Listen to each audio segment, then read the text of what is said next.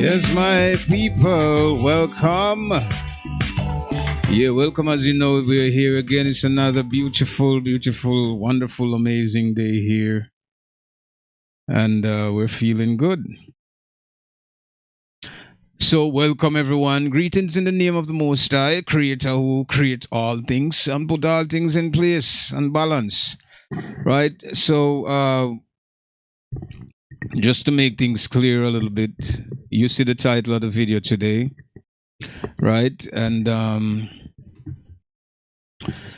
that's what we're talking about. So, welcome to the Naked Truth, and we're gonna get into today's topic is gonna be very short, right? So, everyone, usually we start out at 7. We try to keep it more simple. And hope we can stuff a great amount of information for you guys in the short period of time that we're going to use today to discuss Bible, right? And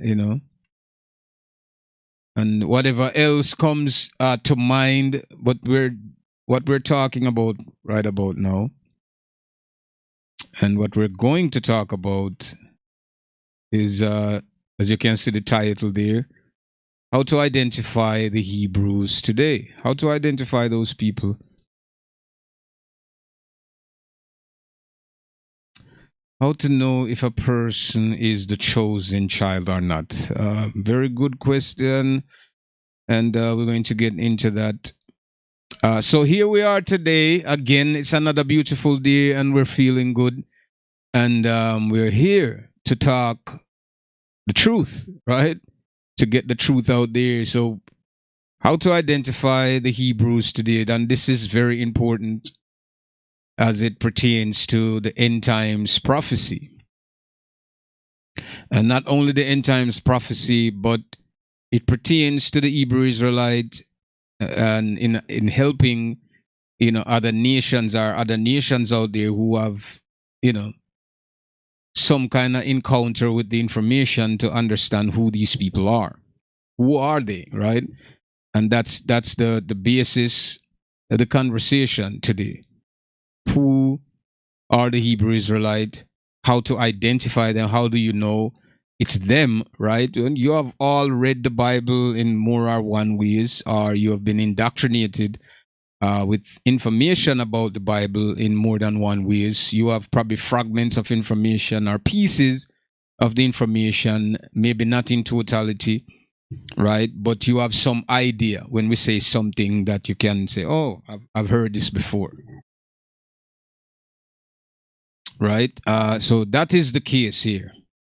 Who, right, are these people that we've read about? We hear different scholars, we hear everybody talking about them. Who are they, right? Who are these people? And that's our mission here on the Naked Truth, to bring light to the darkness, right? To bring some kind of evidence for you people out there who denied and neglect these things. Academia has done a great job, right, in diminishing the identity of who the Hebrew Israelites are. Not only that, but diminishing the black race, or the race that they call so-called black race, right? And putting them in this narrow view. People have this narrow view about people who you call African people today are descendants of this continent, right? And people have this narrow view about them. In one way or the other, they have this narrow view, and it's based on academia. It's based on what they've learned, based on what they were taught, and they held these views very personal to themselves, right? And not only that, holding these views personal, they believe everything that they learned in these institutions. So these institutions are a part of the cause why you have other groups of people look down upon the black race or the melanated race of people the way they do today, right? And the efforts and attempt, right, that these people try to impose And when I'm saying imposing, how they went into the land and how they divided the land, and not only that, they divided the land. They, for their purposes, they did things to this very day. You understand? We understand that there are resources in Africa that, unlike any other places or any other place on the planet, right? A lot of resources, untapped resources that Europe and the rest of the Western world crave for it. If Africa should actually, unite themselves and get together, this would be a problem for the world. I mean, you surely would see a collapse in European countries because they're depending, you understand me, on Africa. But this is an attempt why Africa is so distorted, right? It's an attempt to keep the people down. And we're not going to get into the political part of what's happening today, but just give you a brief, synopsis of what is going on with the idea of how academia, able to change the narratives and give people a different perspective on things. And if without proper research and understanding, you have the common people fall victim to this. They don't care. They don't think about it. They just, okay, yes, they said it. Just like watching the news, right? They said, oh, this happened. And because, people within this in the society probably hold these representatives in high standards, they believe everything they say because a professor, does he graduate Yale University or whatever university of, and he come out with and have certain amount of accolades. This means that whatever he says is true. It cannot be questioned. Shouldn't question him because he went to college, he went to university, spent 20, 30 years at university, and him study language, and him study arts, and him study whatever craft, and him study the Bible, and he study literature, and him study everything. So basically, his word is concrete. Whatever he says is true. And this is the narrative. This is what everybody within the society would believe, that, oh, the professor say it, so you can't think. This is why even within the school system, you'll ask a teacher, give you something, and you ask them a question pertaining to it. They would say, oh, well, you're not supposed to ask any question to the teacher like that. They're teaching from a book, right? So there's a lesson plan, right, that they're teaching from. It's not their own idea. So teachers are not teaching. So when you hear the term teacher, right, they're not teaching their ideas, right? They're implementing something that already exists. So you're learning something from a system that put certain information together. This program that they put together has to be taught by someone to young children, teenagers, whoever, right? They have to be taught, right? So you understand how the narratives can change and how they could change things. There's a lot of problem now when we talk about Europeans and we talk about the melanated people there and the problem between two, which one is creating the problem for the other, right? There is a lot that's going on, and a lot of people who live within this society do not understand them. They think they need to be inclusive, and you know what?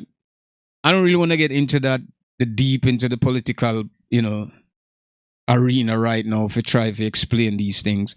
But I just want you guys to have an understanding of where we're coming from, why certain things is the way they are today, and how we view things is because of what we were taught at a young age to believe. We were led to believe these things, and we were deceived in the process.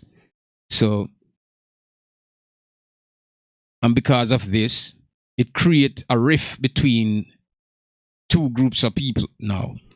Now, not every European persons are responsible for the violence and the atrocities that were committed, right? You could say that they benefited from it, right? Unaware, unconsciously, right? Or consciously, some of them benefited from colonization and the enslavement of the melanated people. So we can say that people benefit from this, and it's because of the free labor that the Western world were built, and many other European countries were built because of this, right?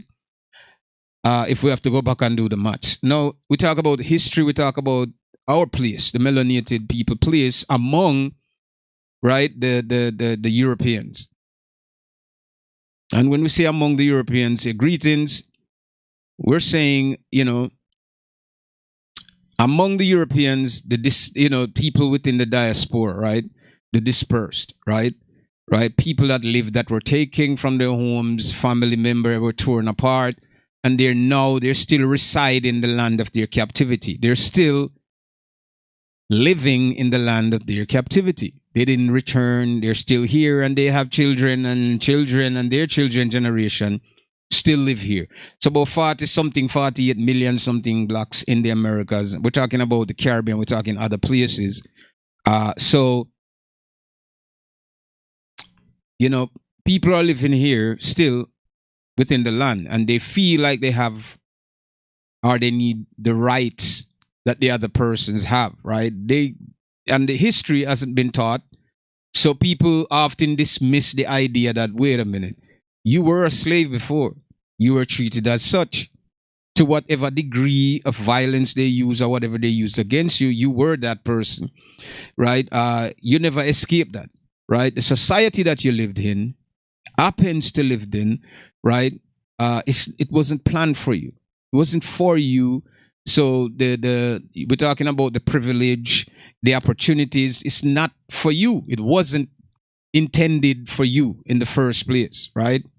It was not, right? But somehow it happens, and this wasn't planned out, but it happens at a point that, okay, well, the people are here. What are we going to do? Right, and we're going to talk about this at some other point and give you some insight about the people within the Americas and what took place. But today we're keeping it biblical, and we're using a few bits and pieces of, what we call economy, society, environment, to kind of give you, a good understanding of what I'm trying to say here, right?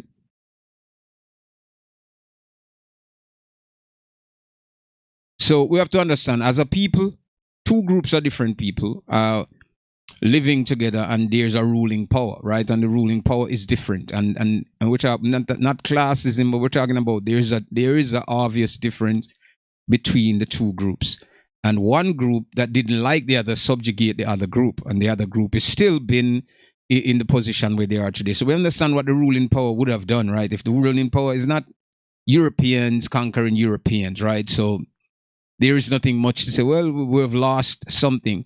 We're talking about European going against another group that doesn't look completely different from them. They wouldn't teach you your history. They wouldn't tell you the truth about their conquest, right? They conquered your people. They kidnapped you. They took you away to some far place. They enslaved you. So they wouldn't tell you about your history. This is why when you go around, they're having problem with Egypt. They're having problems with certain things that, you have some melanated people come out, and because we know a lot of us know what's going on, we just don't say it, or we don't have the platform to say it. But a lot of us are very well-rounded with what the truth is. But still, we didn't get the opportunity, or it doesn't motivate us to go out and speak about it, because everybody think, oh, this is the lifestyle, just work, live, and be comfortable. In thinking like this and doing those things, we have lost more of who we are as a people, right? So that's what happens. You lose your culture, because the more you give into the new culture, the more presence, not presence, but the more we would give in, right, to a culture, right, a culture that is, what you say, more predominant than ours. So the more we give into this and accept this, we're deleting, our true identity. We're deleting who we are. And as the generation goes on, so I might do it just a little, and I'm aware of myself still. But I said, okay, I'm here. I need to survive. So I allow myself to do things. But this is very toxic. It's very dangerous, because then the other generation now, if you as a parent don't teach your child about this, right, then they fall victim to, right, the circumstances, right? And that's what happened to a lot of people here in the Americas, the Caribbean, throughout the world. I'm talking about the melanated people. This is what happened. We become comfortable and accepting of what's happening because it's not right. It's not what you call that. It's not graphic anymore. Right. The realization is that, oh, we're not facing the tribulation as we have read it before. So there is a change. We comfort ourselves saying that it's not the terror. There's no terror there anymore. So it's okay. We can survive among these people, and and accept what's happening. And when something bad happened, they rallied and they protest and talk about it and hope that changes will come.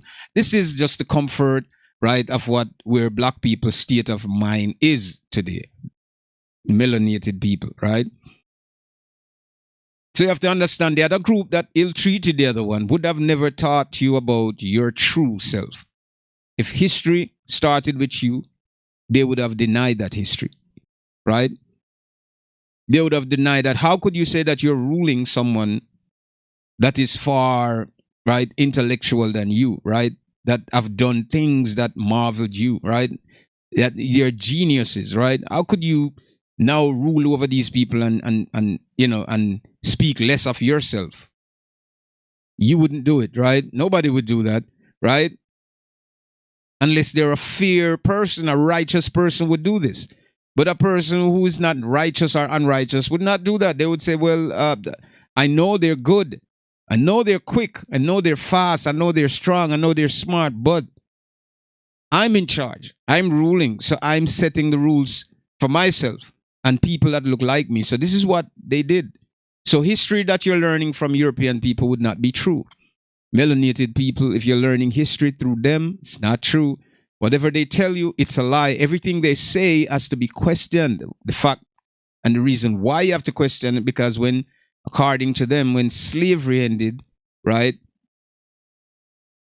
there wasn't equal distribution among the two groups.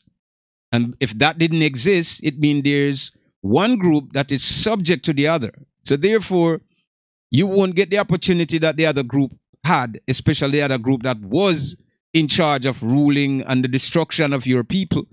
You won't know the history. This is why they will go to Egypt and they'll deny, right, the facts and the truth about the people that built the pyramid and said, oh, it wasn't built by the melanated people. It was built by alien. If they can't get it, if they can't prove in history that they're the ones or their ancestors who did it, then you didn't do it. And the fact that they said alien built it, but yet when they did the movies and everything, they still didn't use the aliens to represent Egypt, right? They didn't show you a population of alien that lived in Egypt that built the pyramid, right? Yet they show European-looking people. So everything represents the ruling power. We have to understand that it wouldn't, you maybe look at it because you're a victim, under their rules, right? But if it were you and you was unrighteous within yourself, you would have done the same, right? So they wouldn't allow them to say, how are you going to rule someone and have authority over them by telling them that they are greater than you? You get what I'm saying? Now I'm telling you something that you know now. Don't expect the truth from these people, right? And you could say, well, it wasn't them and it's someone else and their ancestors, but they are their ancestors. So you have to understand this, right? They are their ancestors and they're carrying on the legacy of their ancestors today. So we have to understand this. So they wouldn't teach you history that is true about yourself. They would deny everything, because once you begin to learn that your ancestors, if you've been under their rule, under their control, and they're teaching you that, the greatest man that trod the earth, or the wisest man and the strongest person, and it was melanated people. You're going to look at yourself different, right? You're going to see yourself in a different light. You understand me? So they will use the Greek civilization, right? And say that, Herodotus, Plato, all of these members of Greek societies, that these people, are European, and the greatest philosophers are Europeans. So their children learning this history have this motivation to come out and to do these things. Like, okay, I want to be a scholar. I want to be this. I want to be this. They have something to hold on to, something to strive for. So taking all of that away from the slave or the descendants of the slave is giving you no foresight within the future, right? Is for you to just continue being a slave, working underneath the European in their system and raising your children to become another productive slave, sending them through the institution to be programmed to get, so they can't think outside of academia, because academia is a formula, right, that was set up by these people for their people, right? And it's some way to control and keep you in this box. So you can't think outside of it. You have to think, okay, this is what I need. This is how I need it. This is what I have to do. And on and on and so forth. So giving you this, this backstory just for you to understand when we get into the topic of the day. How to identify the Hebrew Israelite, that the truth wouldn't never been told by them, and it won't. They will never come straight forward and say, yes, this is what happened. Yes, this happened to you. Yes, we're guilty. Yes, we did this. Yes, they won't do this. So there'll be lies because they have lied before, right? And in lying about themselves being other people and other groups of people, it's out of control now. How do you go back to change this? Everybody around the world gonna look at you like, what? So they have to keep adding lies to this, layers of lies onto it to prove to the people, right, that the lie later on, as the generation get diminished and brainwashed more, believe that it's the truth, right? So it's very important that we learn. Good evening. Well, tonight's topic is how to identify the Hebrews today. That's the topic we're going to get into today. And I have some questions, and let me answer them, because today we're taking it slow, and the program is going to be very short. So the first question we have, and we're going to get into it. As I said, when we understand the backstory, the origin, then we know where we're going now, right? So this is where we're at now. How to identify, because it seems there's a problem, right? And the problem exists because of academia and because the European rulership over the melanated people. If the melanated people, think about this for a second, if they hadn't encountered European people and they were living on their own, there would be a civilization that would rival any civilization today and surpassed it, right?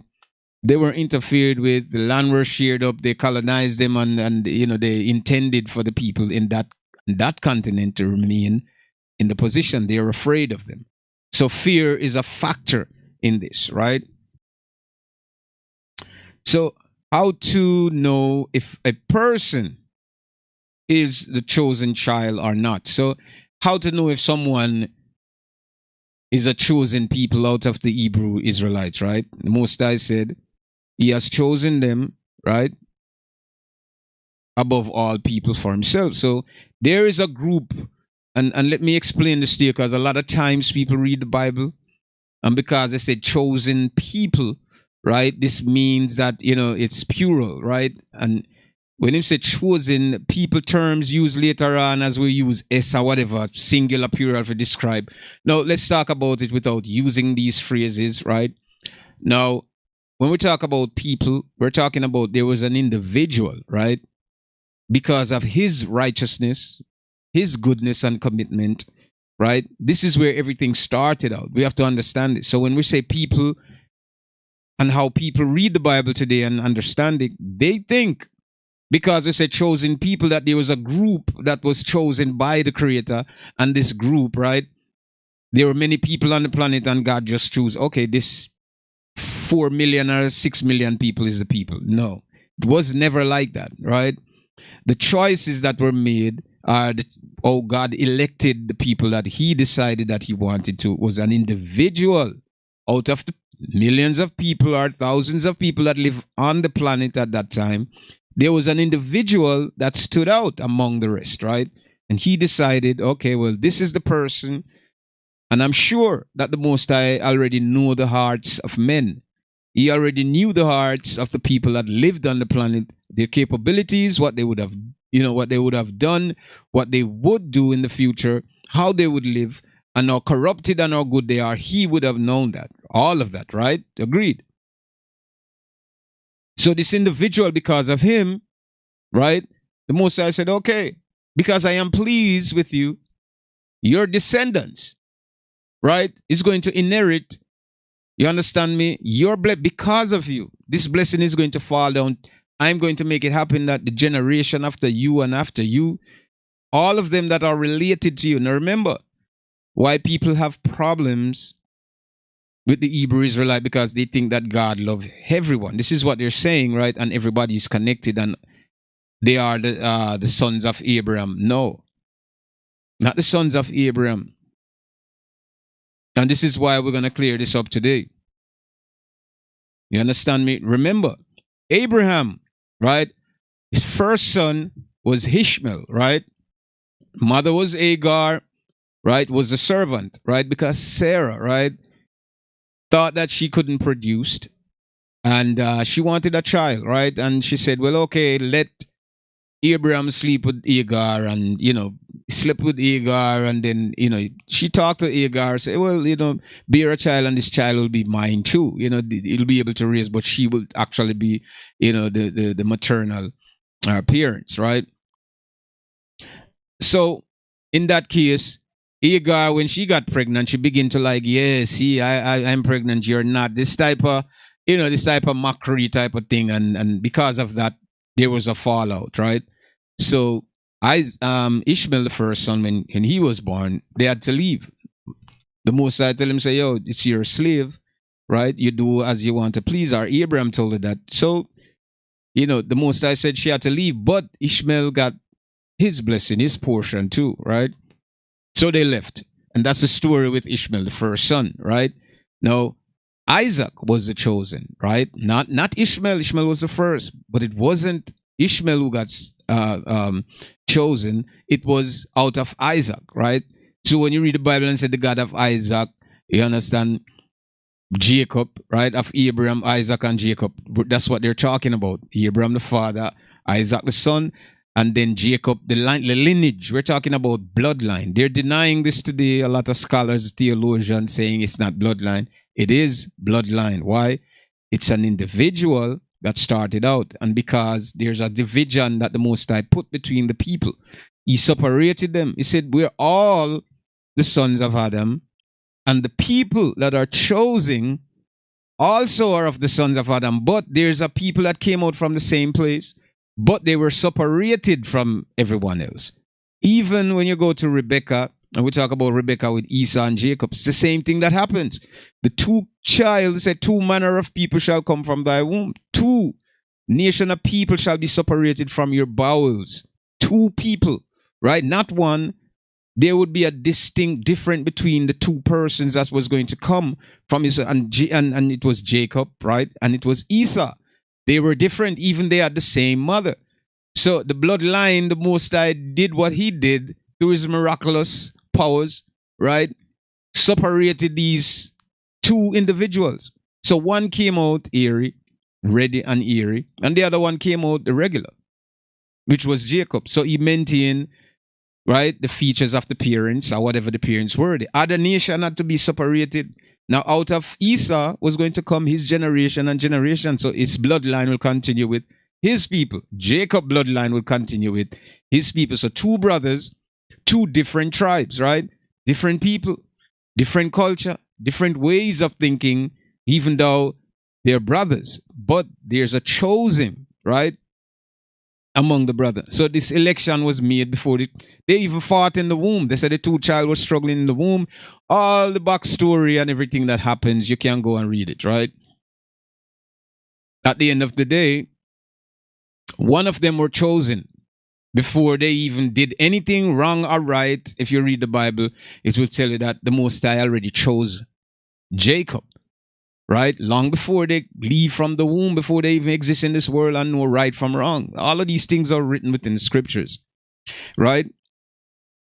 So we have Jacob and we have Esau. So there's an election. So we're talking about the individual. It was an individual, right? So from Abraham, right? To remember, Ishmael already out. He's not chosen. So he's not of the tribe, right?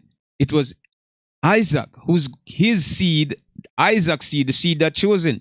Just like you had in the beginning, you had Cain and you had Abel, right? You had two different brothers, right? And each of them represent their own tribes, right? And they have their own kids or whatever, go down the line and reproduce. So there is a difference between them. So it started out with an individual, Abraham, right? Because Abraham was righteous. He said, the blessing shall fall upon that which is worthy. Which one of them was worthy? Isaac. Isaac got the blessing. Right? And then Isaac, his generation after him. So when we talk about the Hebrew Israelites, right, they are family members. They're not mixed with outsiders, right? During their captivity, maybe this happened, but they're not mixed because the rules within their community was that these are the rules for this community. It wasn't the rules for the world. What they call the world today are the planet Earth, right? It wasn't the rule. It was a rule for this group of people that live within a certain area that the Most High gave them an inheritance and said, this is the area that you're going to live, right? I gave you this land. This land is yours, right? If we go all the way back, we understand that, right, the land of Hur, right, where Abraham came from according to the Bible, which we're talking about the land of Canaan. He was there before, long before he went to where he was supposed to be. So the Most High had planned for this land for the children of Israel. Somehow, as we go back, we'll talk about geography and all of these other things, right? But let's get to the point, right? So Isaac was chosen, right? So there's a difference between them. And then Isaac, his generation after him. So now they multiplied and become what they are, living within the inheritance that the Most High gave them. Esau was given Mount Seir. If we skip further up to Rebecca, right? Esau was given Mount Seir as an inheritance. That's his land. He's there to this very day, right? And the land that was given to the Israelites, right? They're not in the land today. Why? Because they transgressed the law and they were kicked out. This was their punishment whenever they broke the law. The rules was for them, not for Esau that got his inheritance, not for the Cushites that got their inheritance or the Egyptians that got their inheritance. We're talking about the Israelites were the only group. So there was a group of people, family members that were chosen differently, right? They fall under the word chosen, right? As a label, right? But there was an individual first and then they populate and becomes what they were. So they fall under that umbrella, right? So within the land and the rules, if you broke the law, transgressed the law, I will kick you out of the land so that the enemies outside could get you. That was their punishment. Every time they broke the law, out. They were ejected out of the land and they ended up in many different places, right? And when they find the Creator, what happened? He bring them back to the land again, right? That's what happened. He always brings them back whenever they find him and are forgiven of whatever sins are. They forgive themselves of the sin that they committed and realize, all right, their transgression. The Most High bring them back to the land. This always happened through every dispensation in time when they messed up, when they did something wrong. That's what happened. Now we talk about the last dispersion of the Israelites, right? When they went into captivity, right? So we get rid of all of this. We understand that these people are family, auntie, uncle, cousin, niece, nephew, brother. They're family members, right? And they're a nation of people that are connected by blood. You cannot be an Israelite, right? You can't say that you're an Israelite, right? You can convert to the lifestyle, but you cannot claim root that you're an Israelite unless your father is one, not your mother, right? So you have to be, because it has to do with blood, genetics. It has to do with that. It has nothing else to do with what they're trying to say today, how they try to teach people. So I want you guys to understand that, right? So we're talking about the Israelite today and we already know. So we're trying to identify, right, the Hebrews today, because there's a denial of who the people are. For the fact that I just explained in the first part. that because the ruling power is white, all imagery, everything associated with history is going to be white. If you're thinking logically, right, then this is how you're going to think. This is how you'll know, well, okay, because the person that is conquering is not going to be loving. It's not going to be righteous. It's not going to be truthful, right? They already did wrongs to you, right? They already killed and murdered and raped and did all kinds of things that you know, and it's documented in their history. Their own people write about what they did. It wasn't a black person who wrote about what they did. They themselves wrote about what they did to the people and what horrific things happened. And there were people that were good among them, and those were bad among them as well, right? But these things happen, right? So, how to know that a person is a child or not, right? Is to understand the circumstances of what's going on today. They're different. There's a different among them from the other groups of people. And being around them, they will speak very passionately about the Creator in certain ways. They have a deep, deep passion when they speak about God, so you can understand it. And they have this belief, if it's just fragments in their mind, that the Most High is coming for them. Even they've been wronged, they've been abused, they've been murdered, killed. They're still saying that the Most High is going to save them. Now you have to ask yourself, why do they have this in their mind? Because it's in their DNA. It's written. And fragments of it left within their DNA. They know it. Majority of black people will tell you the same thing. Their intention is not to fight Europeans for what happened to their ancestors. No, they're not going to do that. The Most High is going to rectify that on their behalf, right? But guess what? They know that someone is coming for them. They know majority of the people, right, throughout the diaspora, within the Caribbean, Africa, everywhere, they know that someone is coming to deliver them. They know their condition. We know it, but people are not always connected to the things, right, that happen. That's happening, or the truth that they know. They you know, okay, I know the truth, but what do I do with it? This is the problem. You're in a dilemma, right? I know the truth. What do I do with it? How do I utilize this? You understand? And this is one of the problems. We just sit and said, okay, well, we're surviving. Nobody else is, you know, encouraging each other. So you find that, okay, everybody doing their own thing. So this is why the truth would just lay dormantly there, sleeping. But at a time, these people are going to realize. And when they do, all of them are going to be connected with each other, right? So there's a certain lifestyle that these people are living. They're called a certain name, right? They're treated a certain way. And when this happens, you're going to see, you will know. They're melanated people. Melanated people mean that they have dark skin. The complexion that people use today and said they're black, right? Which is a byword, which in Deuteronomy 28 through 68, if you read this, it will explain to you, right, that they will be called a byword. So the nations will know which nation on the earth is called a byword and not called by their nation. And it's who? It's the same people that the prophecy spoke about in Deuteronomy 28 through 68. Now you have a lot of Jewish scholars and people would say, well, this happened long time ago.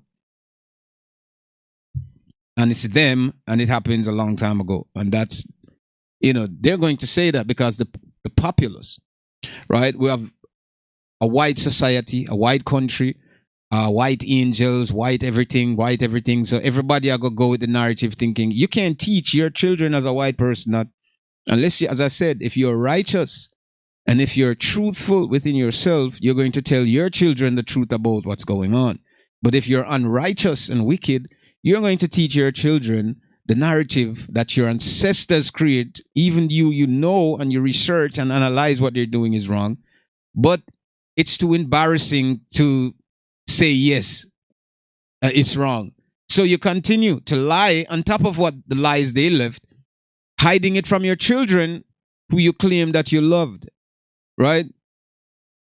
Now you're going to die at some point. Your children are going to be, right, the inheritors of what you left behind, or to carry on your legacy. And you lied to them to carry on your lies that you lied about because of your insecurity and your wickedness. They have to face a judgment because you didn't tell them on your dying bed that what happened, what took place with these people, and if they could make a change, give them the opportunity to do so. So if they decide that they want to lie, let them do it on their own and face the consequences of that. But no, they didn't do that. They continue in their lies, right? So they will show you the white faces in every connection with ancient history. They're going to show you a portrait of some white people or European people. The pharaohs, Samson, Mary that you read about in the Bible, that's not her name. Jacob that you read in the Bible, that's not his name either. But you understand me? And all the names will change to European name, right? But if you go back to the genealogy and read, you start to read the African names that you would familiar to, oh, but these names sound like African or Hebraic names. But how Daniel, Matthew, Mark, Luke, John, where these names came from? They will tell you that the translation and the name changed. But truth be, the first thing you learn in any language is the name of the person. This is very dangerous for someone to change the name of someone in a language. Yet, iPhone, for example, is in China and it's known as iPhone, right? They speak Chinese. iPhone in Japan is known as iPhone. They speak Japanese. That didn't change, did it? Right? Michael Jackson within this modern time is known in Japan as Michael Jackson. They didn't change it. In China, he's known as Michael Jackson. That didn't change. Kim Jong-un, the guy from Korea, his name is known in English. How do we know Kim Jong? Because that's his name. There wasn't no translation of his name for people to know, because that's the reality. When you introduce yourself to anyone in any other language, the first thing you learn is their name, right? That's what you learn in the language, the first thing you learn in a language, because it's an introduction, because you encounter someone from a different place utilizing a different language. That didn't change. It never changes, my people, never. But they change it just to show you what their intentions were when they did this, right? And then they'll teach you within the institution that no, well, it's a translation, and this is what it is, because you cannot be connected. Because once you start to connect and say, but wait, it doesn't add up. How do the names relate to the people today? Since these people claim that they have never been enslaved, they've never been into certain situation before. But their names, it just doesn't fit with any of them. Go to the whole of Europe and for yourself and look. None of the names in the book associated. Go to Africa, you'll see that names that are very similar to what's in the book. And I'm talking about the genealogy, right? If you're going to genealogy, you're going to some names that you hardly could pronounce, right? Just like some in Africa, some names that you could hardly pronounce. You'll find out that in the geographical area that people would have learn things about each other in close proximity. People who live close proximity, you would hear the same language, it will spill over.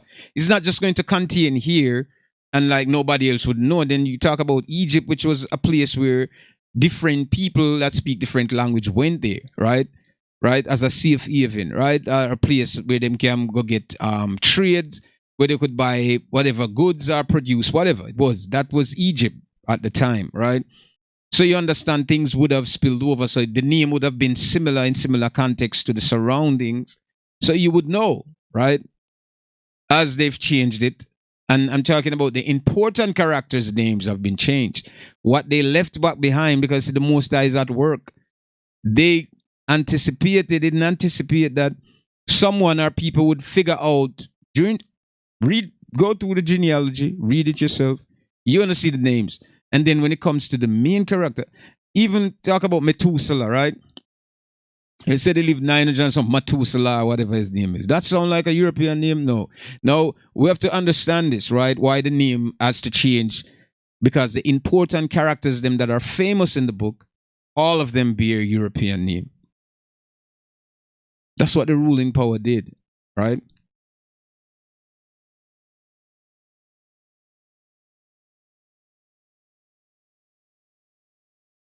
So when we say we talk about the persons and how do we know, it's a collective group of people that are facing the same thing. This is how you're going to know who they are, right? They're facing the same struggle.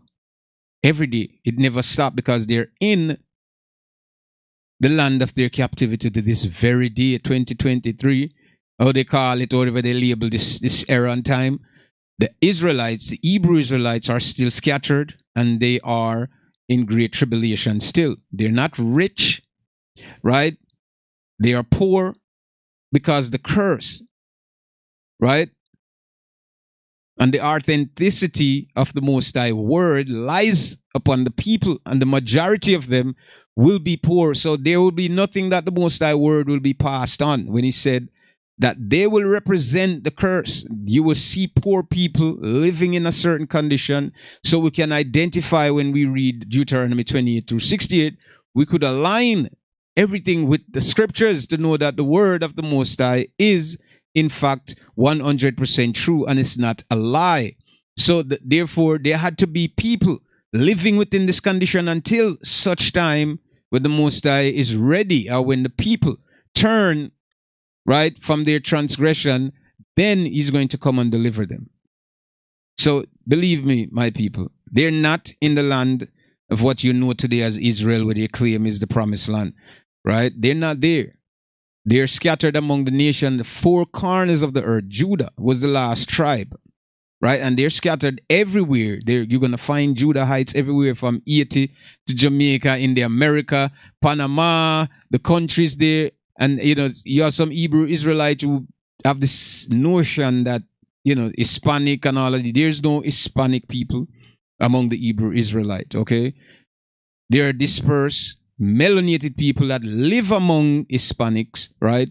Who claim, you understand me, Gentile customs and think that they're Spanish because they were born there, their great foreparents died there, were taken there as slaves, and slavery finished, abolished, so they live among these people. They've been treated not equal, the same as every other where you go, right? They've been treated, right, the way that they've been treated. They're not no Hispanics or European, this and all of these things that they're trying to claim. These people are melanated. You cannot be an Hebrew Israelite unless your father is one. You understand what I'm saying to you? So they are melanated people, right? They're not these different names that they try to claim that they are, right? So this is how you're going to know them. They're in the lowest condition, right? Among all other nations that you know today that is established. This is how you'll know who they are, right? And it's not all melanated people are Hebrew Israelite descent, right? There's distinction between them, but the outside people won't know this. Just like there's distinct difference between Chinese and Japanese and Koreans. Outsiders, if these people don't speak, you cannot determine what or who they are until they say something, right? The people that the Most High said will be scattered among the nation, it's obvious they would have learned the nation's language, because they would be discontinued from their heritage, meaning they would lost everything. They wouldn't have their culture anymore. And this is why the Messiah came and shed his blood, because he knew in the last expulsion that they would not know anything. And so his blood has to be there so that when they recognize themselves, they could atone for the sins that they committed and they will be accepted. There would be no priest there to do sacrificial things for them anymore, to blot out whatever sin they committed throughout their daily routine or monthly, yearly routine, right? There wouldn't be no priest. The priest wouldn't know that he's a priest anymore. The prophets won't know that they're prophets anymore. The healers won't know they're healers anymore, right? Because they've lost everything, right? And they absorb, right, the customs of the people that they're scattered among, right? So in Haiti, they're speaking what? Creole. They call it Creole. It's broken French. They speak French. Let's call it that, right? In their own way, right? To how they break it down and they call it Creole, but it is French, right? So they learn from who? Their slave masters. In the America, they speak English because they learn from who? Their slave masters, right? In Puerto Rico and the other places, they learn from Spanish and whatever. Because of what? They learn from their slave masters and the people that live in the surroundings, right? So when you find people within these groups and areas that you look melanated and you say, well, how these people got here? Because these people is a part of what the prophecy talks about. that they'll be scattered among all nations of people. You will find them there. You're going to find small groups of them. The same thing in Jamaica and the Caribbean. Because the English, and it's English that they speak, is the same thing these people speak and write within in their educational thing system. Right? It's the same thing. They've learned the customs from who? They're conquerors. They're slave masters. They don't wear their own names. They wear the names of who? The slave masters, right? That's the name they carry today. Brown, Michael, Jarrett. You understand me? All these names that you have today, right? They are of your slave master's name. Do you understand what I'm saying? Those are the names that we bear today. So we understand this is how you will identify them. They are the poorest of the poor. And they've been hated by all people. Are all melanated people Israelites? No, as I've said in that, not all of them are Israelites, right? They're not all Hebrew Israelites. You have to understand the continent of Africa, what you call Africa today, it's a continent, all right? And it consists of many groups of people. When we talk about from Noah, let's talk about from Noah time, right? Noah had 3 sons, Ham, Shem, and Japheth, and these sons, right, multiply what they call the earth today. So we have the Shem, we have the Hamites, we have the Cushites, you understand, we have the Japhites, right? So we have all of these groups of people. All of them are melanated. Every single one of them. It means that Noah was a melanated person. His wife was melanated. So their children become that. Because black, the color that everybody distaste, right? Well, all nations distaste because they were taught through the ignorance, right, of academia, and they've learned this without questioning. As I said, you see a professor and you say something because he say, I have documents to say I'm a professor, meaning, but who certified them? And who certified them before, they're able to certify them? Where did they get certification from? Do you understand what I'm saying to you? These are accumulated information that is put together over centuries and years, right? And they're formatted the way they do today, right? That's what happens. So people believe whatever they say, right? Whatever these people say, they say, okay, it's true. Nobody questions it. Nobody say nothing about it. So if they say that the people that they say is Jew today, that they are, then that's what they are. Of course, the followers and the members of that group of people is going to believe more because they want to say they represent everything that is good. They represent everything that is creative. Their intelligence, they're smart, they're geniuses, right? They're going to claim everything that they've read about ancient, claim that history for themselves. That's what's happening today. You know what I'm saying? That is what's happening today. So, of course, they won't tell you the truth about who you are. But the facts is there. If you read the book, then you'll understand. You understand? On the continent, there's different groups of people. We're not the same people. We share melanin because black, the color that you call black, which is melanin, that makes the skin, the pigmentation, the color that it is today, which is a protection from the sun, which is very important in all living things. Do you get what I'm saying to you? And this has been taught within academia that it is negative and everything associated with it is negative.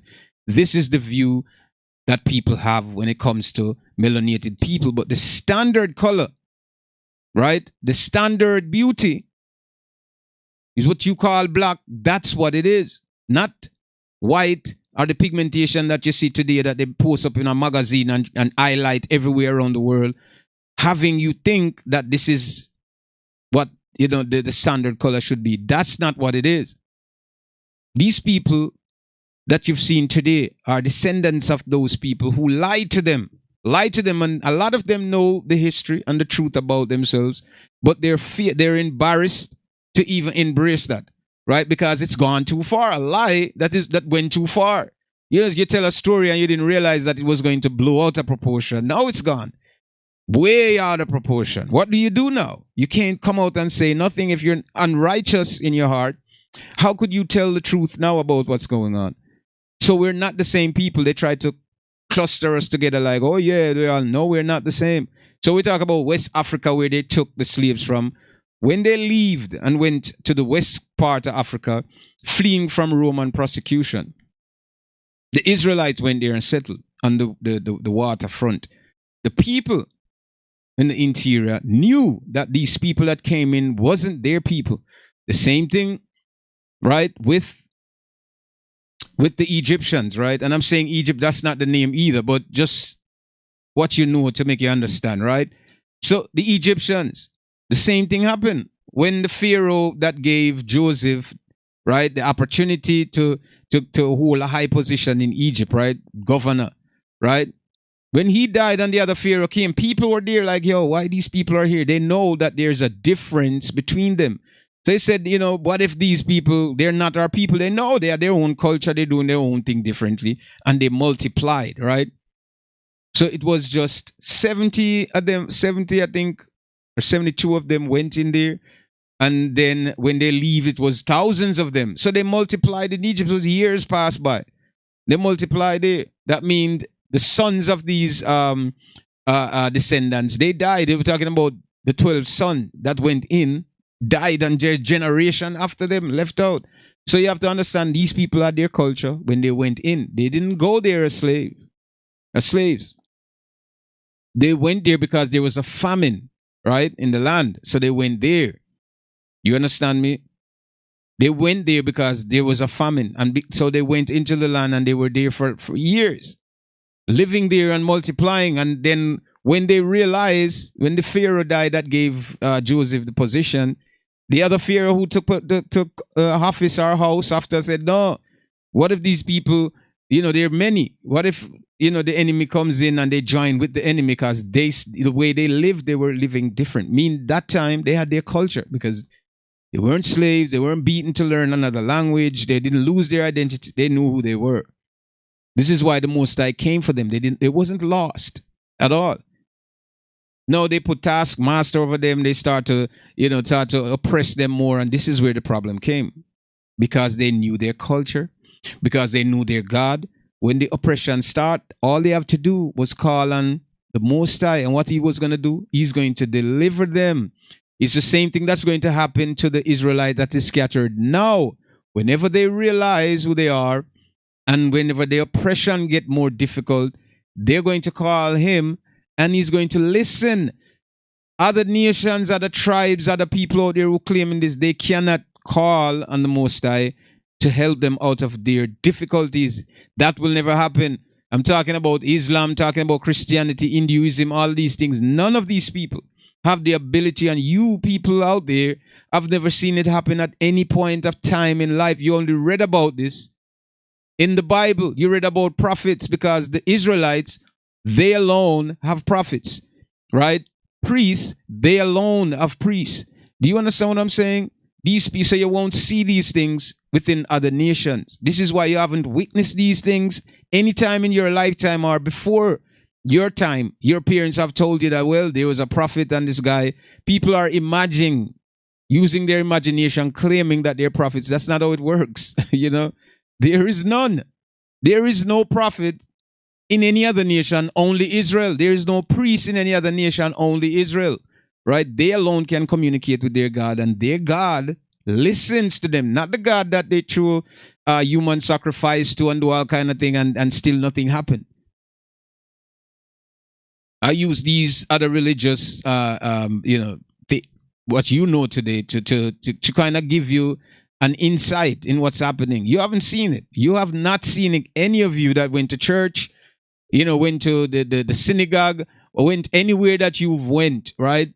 Islam, and now you become a part of that. The Bible said that there you serve God of wood and stone. So you'll be here as slaves, and black people, what they do, they pull to Islam, Judaism, Buddhism, because they have no sense of who they are. So anything that seems right within their consciousness, they will magnetized to, oh, maybe I should become a Muslim because it seems like it's something good. Oh, maybe I should become a Christian. 75% of people in the United States are Christians, are black, are what you call black, is melanated people, right? 75. Just think about that. Most of the churches and most of everything, they're behind it. In the Caribbean island, Jamaica, for a country per square church, has the most church out of anywhere else. These people have something, they're connected, they feel something. But what they've been indoctrinated with, you understand me, is altering their thinking, right? What they've been presented with, right, is distorting their consciousness. They cannot pinpoint what it is that they need to do to correct what they vote themselves to these nonsense, these idol worshiping, you understand, and demonic practice without knowing what they're doing, believing that this is the standard of what society sets. So we're following it and it deems right. But yet, when you break this down, right, nobody, when you break it down, nobody have seen these miracles that you've read about in the book. You know? Nobody. Nobody have seen any of the miracles. All the miracles that they claim that, you know, their Jesus heal and let the blind see and save and resurrect. You have not seen this. No members of the church, members of Islam, members of Hinduism, Buddhism.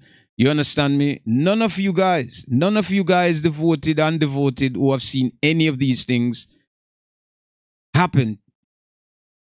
You have not seen the blind recover their sight, right? Or the broken become whole again.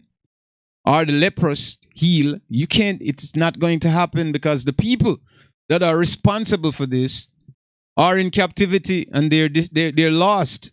They're lost among the nation and right now they're just following the Gentiles' custom.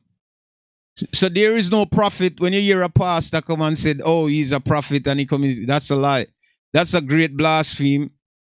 And you have to be very aware of these people and their demonic practices, right? So we understand when we talk about the Israelites and their connection with their God and how devoted and committed he is to his people, you understand me? It's completely different from the other nation outside, right? They cannot call him to deliver them out of their struggles or captivity. One group of people, right, that's documented throughout history that can call and get delivered. How is that possible? What happened to the other groups of people then? So your proof is right there. The people today that claim that they are the last tribe and of Israel, and the people that claim, and all of these major religion today, right, that claim that they are the people. And I've said this before, we talk about replacement theology and the way that a group of people came in and tried to dismiss the identity of the other one as if they don't exist. They will even tell you in the churches that, well, the Israelites are no longer there no more, and they will fabricate things to tell you that, well, you know, they sell, you know, Jesus out, or this Jesus fellow who they claim, right? The Jews sold him out, right?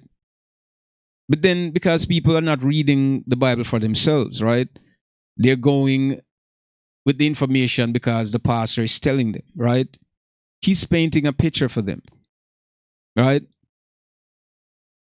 They haven't took the book for themselves once and opened it and said, let me read from beginning to end to see what this is about, right?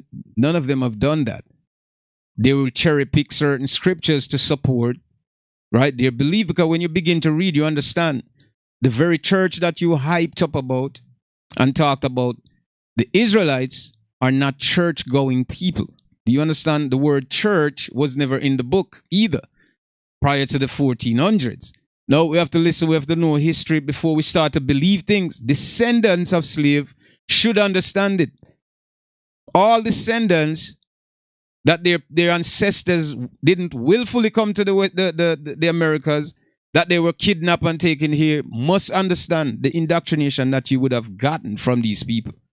Nothing they tell you would be true. Why would they tell you this? And why would the descendants of slaves expect that these people would have been honest with them? You're foolish to think so. So they won't tell you that. They put blocks in front of you. You'll never find your way if you stuck within academia, right? Because academia is not teaching you about yourself. It's not teaching you how to better yourself. It's teaching you how to be a productive slave, right? So that you can be able to maintain a society and teach your kids them, right? To go through the same programming so that they could be upright, right? Upright citizens within a system, right, that deems of them. You have to work. This is the rules here in order for you to survive, right? So go to college, get the degree, whatever accolades you want. At the end of the day, what? You're a professional slave on a plantation. They could tax your money whenever they want. You can't say nothing about it. Don't pay your tax and see what happens. This is the reality, right? They could freeze your bank account for whatever reason they feel like they want to do. You don't own anything. You're able to utilize something here, right? And this is why, my people, we have to understand. So when we talk about the Hebrew Israelite, and there's a lot of question here. You know, there are a lot of questions here, and we have to figure it out. And I want to answer all of them, and I wish I can answer all of them today. But as I said, today was going to be a short. It's going to be a short, just a very short one, because, you know, things have lapsed. So what should a person do if he ends up find that he is not the chosen group? There's nothing to do. You have to find the chosen people and try to go close to them as possible and try to learn from them, learn their spirituality, because they're connected. Their spirit was witness to the truth. This is embedded in them. The Moses said, you don't have to go to heaven to say that the law, it's within us. We don't need the Bible to understand what is right and what is wrong. We don't need this. It's within us. So we don't need to go to their institution to learn about this. It's within us already, right? So not to say we have to go to heaven to learn it, otherwise you're going to be condemned. No, it's within you, my friend, my brothers and sisters. All of you are descendants who are descendants of the Hebrew Israelites. It's written within you already. It's in your heart. You can feel it. You know what it is. You just looking for more proof because you're not faithful enough. You have no faith at all. So you're looking for some proof. This is why a lot of you become Christians and and Muslims and whoever other religion you partake of, right? A person that found out that they're not, there's nothing you can do. You must accept yourself for who you are and seek to find the Most High. Seek His. I'm not talking about the God of the Western world, right? I'm not talking about Jesus. I'm talking about the Creator that create all things that exist. The Creator that give thoughts, right? Give consciousness to every living thing that you know today. I'm talking about Him. Seek Him. Learn from the Hebrew Israelites, right? Because they know how to serve Him. Do you understand me? Learn from them. Dismiss your own people if you have to do that, because salvation in the end, you will be a part of that victory. That's what you do if you find out that you're not the chosen people. You continue to do what is right, because there is salvation if you do good in the earth. Abraham did good. That's why he was chosen above the people that existed during that time. He didn't say, well, I'm going to live like everybody else. If you know that which is righteous, then do that which is righteous. Right? Can you still study the book and learn about the Most High? Of course. You can study the Bible and learn about the Most High because that's the thing to do. That which is good, we should do. You understand? So that's what it is. You have to study, go amongst the people, follow them, live, even though today they're lost. Many of them, but many of us know who we are. A lot of us know who we are. We just don't say anything. And the people that are pretending that they're us, we know. A lot of time we laugh about the whole thing because it's not time yet. It's not the time yet, but the time is coming, right? And it cannot be stopped because they claim that they are the original people when they're not. It's gonna happen. The judgment is coming. You understand? And it cannot be delayed. Yep, human beings, we need to understand. We need to understand.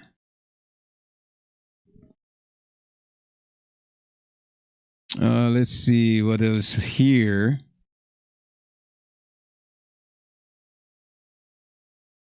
Right? It's amazing, you know. Let's see if we can go through some more questions. We are the chosen children and the lost sheep. Yes, we are. We are the last sheep of the house of Israel. And when you understand this, we understand why the Messiah come. I'm not talking about Jesus. Jesus is nothing to do with the book, right? The Messiah said, there shall be people that will come and say that they are me, right? We were warned about this as the children. We were warned about it. We were warned about the last expulsion, the last captivity, that what was going to happen. You shall go into Egypt again with ships. Where I spake unto you, you'll see no more. Now, you have people who claim that they went back into Egypt. See, the descendants of slave today can attest, right, to their circumstances, what they've went through, what their people have gone through. It is there as history fact within the people and the nation around that know that these people were slaves and still considered to be less than nothing today, as the prophecy expressed, right? Because the word of the Most High, right, has to be true and effective. Cannot be a lie where people are ciphering whether or not. So they could claim that, in ancient time, because they think, right, that you can't go back to go really see who it is. So they figure they could hold on to these lies, right? Oh, well, it happened to us. Did it happen to you or it happened to the original people? See, this is a confusion, but they try to do this to sway away from the truth. So we know what it is, man. We know. Our people told us. Our ancestors told us. So we know who we are. We lived within the same, we have gone through the same tribulation as they are, as they did, right?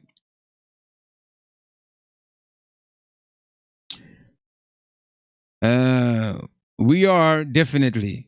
What shall we do to inherit eternal life as an Hebrew? See, eternal life is something that they teach within the church, where people do wicked things and who dwell within the earth and they want to control and hold on to materialistic things. They don't want to die. So they have this idea to tell you about eternal life. Let me explain something to you, brother. Life is eternal, right? The flesh shall fade, but the source of life is always existing, right? Cannot die. The physical body that we wear, this is a suit, right? We wear this, and that as it grows older, and then we give way to the new generation to come. This is something that our ancestors understood.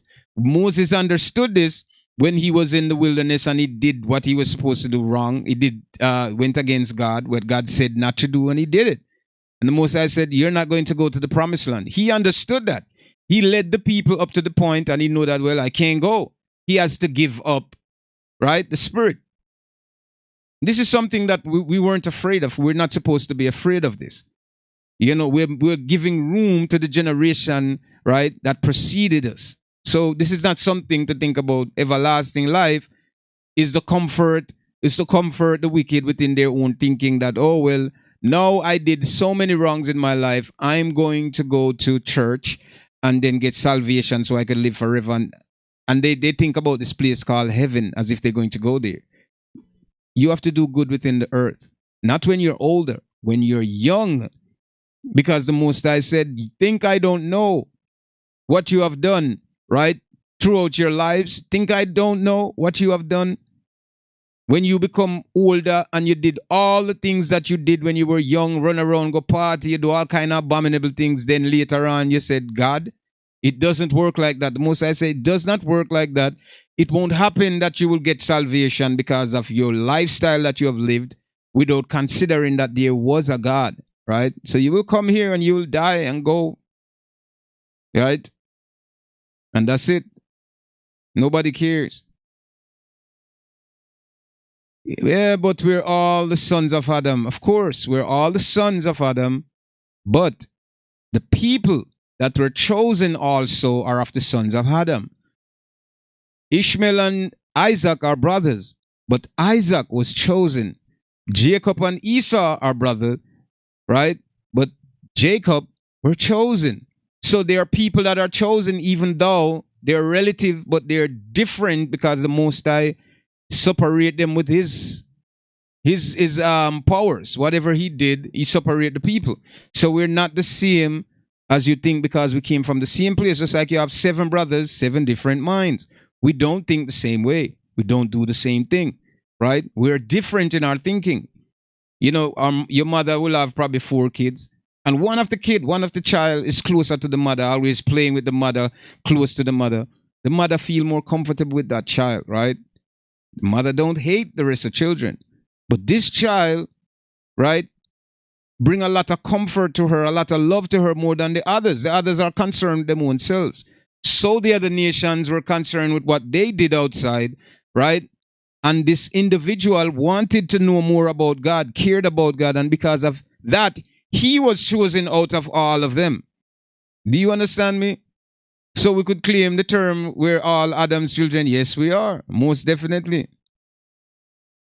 There is a choice that were made, right? We're all from Adam and Eve. Yes, we could all be from the same root, but we are different. We produce, just like you climb an apple tree, right? You pick 20 apples and only one apple sweet out of the 20. Do you understand what I'm saying? There's one of them that tastes different, sweet, one less sweet, one more sweet. So they all are uniquely different.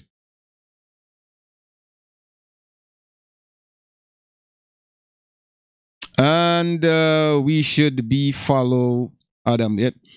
You see, as I said, and I just explained to you, we are different. We're not the same. So this is just how it is, you know.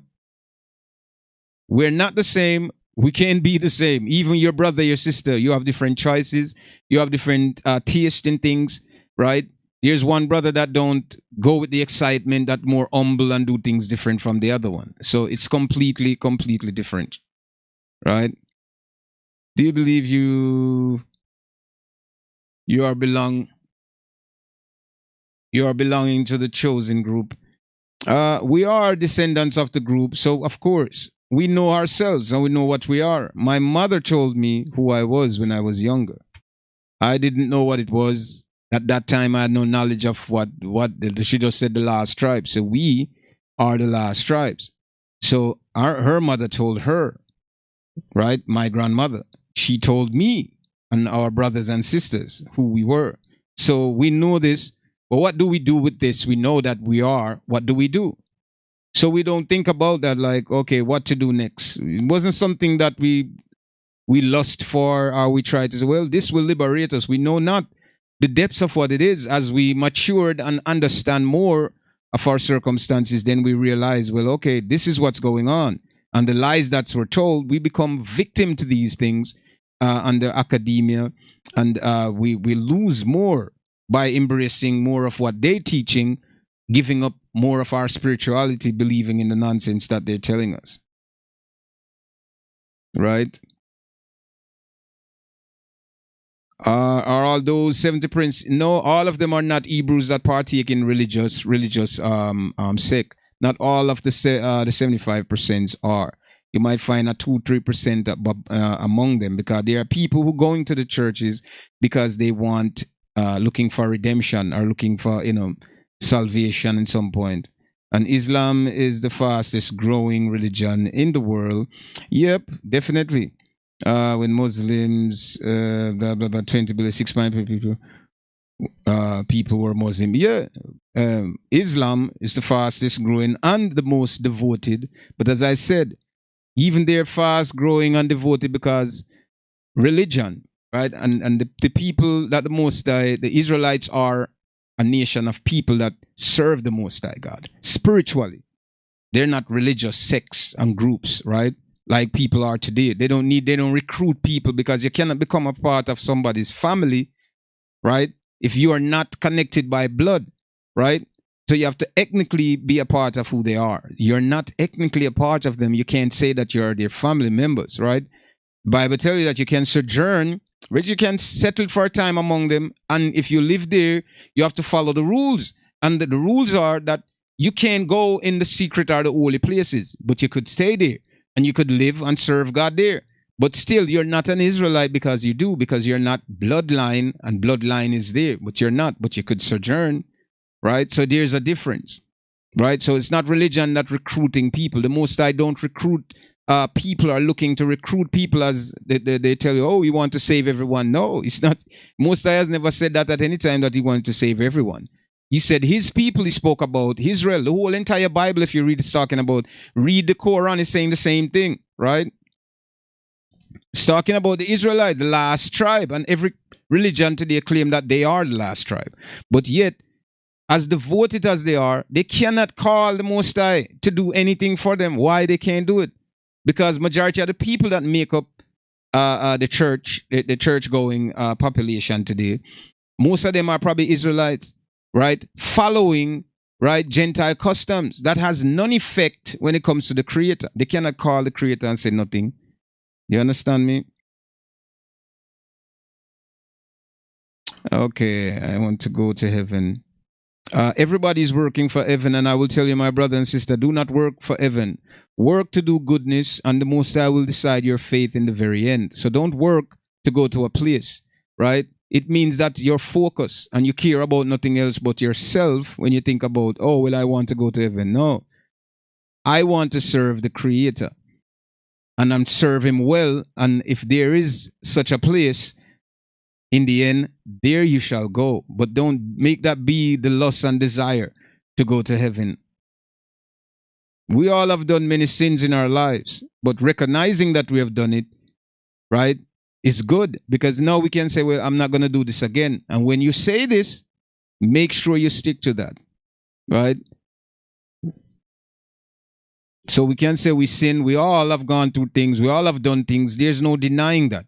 But you know, we're human nature, and there are many things that befall us. We can say and we can attest to this. So please don't think that you are the only one or the last one that's going to do this. But recognizing this is very important because you're able to make changes. So there you go. And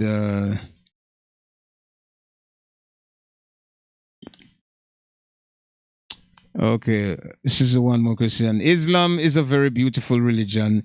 If you read it once, you will understand. See, this is not about beautiful religion. It's not about what's beautiful, my brothers. Right? It's not about what's beautiful. It's about what is truth, right? What is right. Beauty don't define right and truth. So we could say, oh, everybody lives, seems loving. Does the Most High see it that way because you feel this? Because you think what you're expressing among each other is good? Does the Most High see this? Does the Most High accept this? That's the problem, right? So you can be a Muslim if you want to. Go ahead and do that. No one is telling you not to or trying to deter you from that. Do whatever it is that you feel within yourself that you need to do. But the last tribe of the house of Israel are scattered among the people, and the Most High is coming to gather them. The Bible, your book, Islam, Quran, speak about them, the very people, because this book, right, was plagiarized from the Bible. All books and all religion today is coming from the very lifestyle of the people, the Hebrew Israelite. They were the only nation of people that documented what happens to them, right, during different dispensation that they lived and experienced. So they wrote things down. How did the other nation get it? Because it fell in the hands of the other nation. They weren't friends with people that were sharing information. They were not put there, and as you've read, to go out and to teach anyone to become anything, right? The Most High said, these are my people, and he gave them laws to live by, right? The other nation, he said, he kicked them before him, right? Because all of the abominable things, they already done it, right? The Most High warned the Israelite to stay away from them, right? And do these things that I gave you. Follow the law, statutes, and commandments, right? That was it. It has nothing else to do with anything else. So as devoted, as you say, it's a beautiful religion, sir. Kudos to you. But you know what? If those people who claim that they're studying the very essence of what's happening, right? You know, the very essence of what's happening in the land that they live and the conflict that is up, they cannot pray. Any of them, there is not one prophet among them to this very day. Where is it? Where is the prophet that's among them? I'm not talking about the Jewish community too. There's not one prophet among them either. Right? None of them. Joshua could command the sun to stood still. No, we talk about the great men. We talk about Samson, the deliverer. We're talking about the Messiah. We're talking about Moses. We're talking about, Paul. We're talking about Malachi. All of these men came for Israel's sake.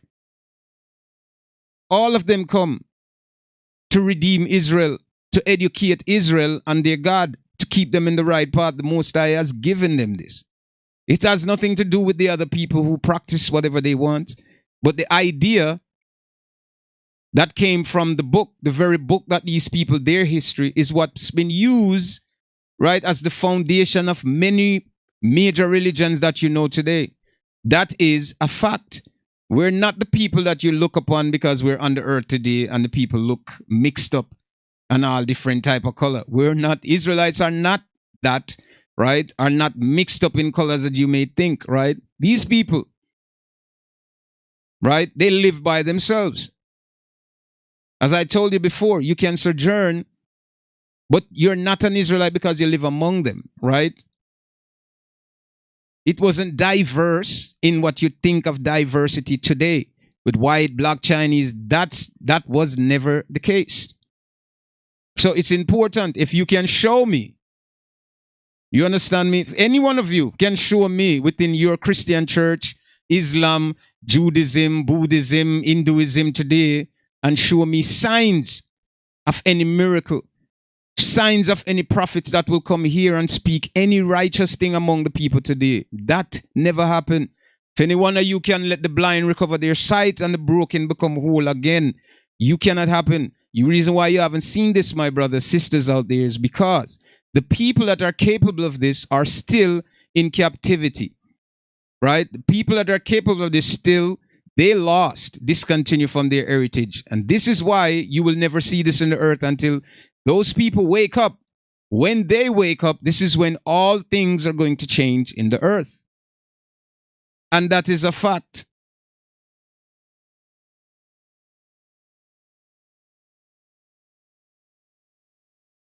We're not all going to heaven. When you read the book, it tells you that there are 12 doors in heaven, right? According to thing. You understand me? 12 doors, and those 12 doors are written upon them the names of the 12 tribes of Israel. So you must understand, if you have that common sense, you'll know that only the people from that tribe will be going through those doors. Wherever your name is written, your family members will be going with you, right? It's very simple, my brothers and sisters. Now, what you've been taught, by whom you've been taught, who taught you, do you understand it? All right, so this is one more question and then we're out of here because we have some other things coming up and we'll get into this. This is a true religion that has been around for 1400 years, exactly 1400 years, the beginning of European reign. That's when it started. Those who once read Islam accept Islam. This is not about reading anything. We're talking about truth. 1400 years ago, right, or in the 14th century, we're talking about these people started out. How did they get information? Because in 70 AD, Jerusalem fell. And because of this, the information that Islam now has, we're talking about 100, almost 200 years after before whatever, what's his name? The Muhammad said, people write. This been 100 years, 100 before the Quran even come about. But that's another topic we'll talk about next time. So we'll continue this, and I hope you guys have a very safe weekend, and we can talk next time how to identify the Hebrews today, right? And I want to thank you so much, everybody that tuned in. Thank you all, and we will definitely continue this next Friday. So please have your questions ready for me next Friday. We can discuss this and have everything going. So thank you guys a lot, and stay tuned. We have ATO coming up in a minute, so you guys stay tuned and have a blessed weekend. I'm the most I blessing you going out and you're going in. And my brother, please don't forget your question, and we can continue to have this debate, and we'll definitely talk with you guys next Friday. Until then, take care, and we will see you in another light.